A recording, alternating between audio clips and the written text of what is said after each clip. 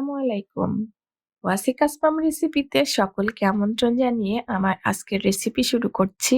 আমার আজকের রেসিপি পুঁই শাকের মিচুরি রান্না। দক্ষিণ পশ্চিমাঞ্চলের মানুষের কাছে পুঁই শাকের মিচুরি অত্যন্ত প্রিয় একটা খাবার। আমরা এটাকে মিচুরি বলে থাকি, তবে ভিন্ন ভিন্ন অঞ্চলে এর ভিন্ন ভিন্ন নাম আছে। আমি এখানে ৪০০ গ্রামের মতো মিচুরি নিয়েছি। মিচুরিগুলোকে ছোট টুকরো করে কেটে নিয়েছি। আর নিয়েছি 1/3 কাপ চিংড়ি মাছ, ছোট চিংড়ি। চিংড়ি মাছগুলো আমি ধুয়ে পরিষ্কার করে নিয়েছি। এখন একটা প্যানে সরিষার তেল দিয়ে দিলাম।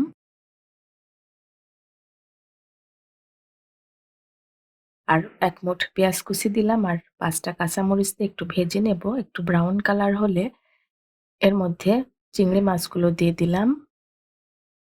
চিংড়ি মাছগুলো দিয়ে আরেকটু ভেজে নেব। একটু চিংড়ি মাছের গন্ধটা ছেড়ে আসবে তখন এর মধ্যে ১ চা চামচ আদা পেস্ট, ১ চা চামচ রসুন পেস্ট আর ১ চা চামচ জিরা পেস্ট দিলাম। এখন এই মসলাকে আরেকটু ভেজে নেব।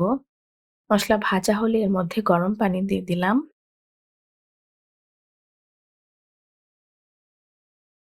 তারপর স্বাদমতো লবণ দিলাম, ১/২ চা চামচ হলুদের গুঁড়া আর ১/২ চা চামচ শুকনা মরিচের গুঁড়া দিলাম।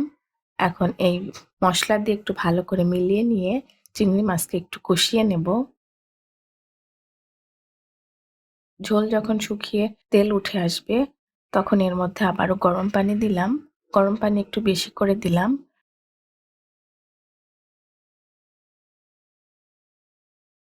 তারপর পানিতে একটু বলক উঠিয়ে মিচুড়িগুলো দিয়ে দিলাম। তারপর ঢেকে দিয়ে মিচুড়িগুলোকে রান্না করে নেব।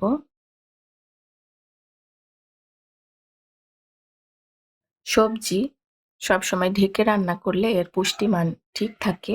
এইজন্য আমি মিচুড়িকে ঢেকে রান্না করে নিচ্ছি। বেশ কয়েকবার ঢাকনা উঠিয়ে নেড়েচেড়ে দিয়ে মিচুড়িগুলো রান্না করব। আমার মিচুড়িটা এই পর্যায়ে সেদ্ধ হয়ে গেছে। এখন ঝোলটা শুকিয়ে যখন মাখো মাখো হবে, তখন মিচুড়ি রান্না শেষ হবে। কারণ আমি এই মিচুড়ি রান্নায় কোনো ঝোল রাখবো না। ঝোল যখন এরকম কমে আসবে, শুকিয়ে আসবে, মিচুড়ির সাথে এরকম মাখো মাখো হবে, তখনই আমি চুলাটা অফ করে দিলাম। আর আমার রান্নাটা এখন শেষ হয়েছে।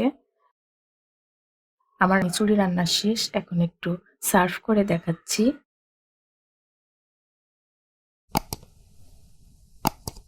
আমার মিচুড়ি রান্নার রেসিপি ভালো লাগলে প্লিজ একটা লাইক দেবেন।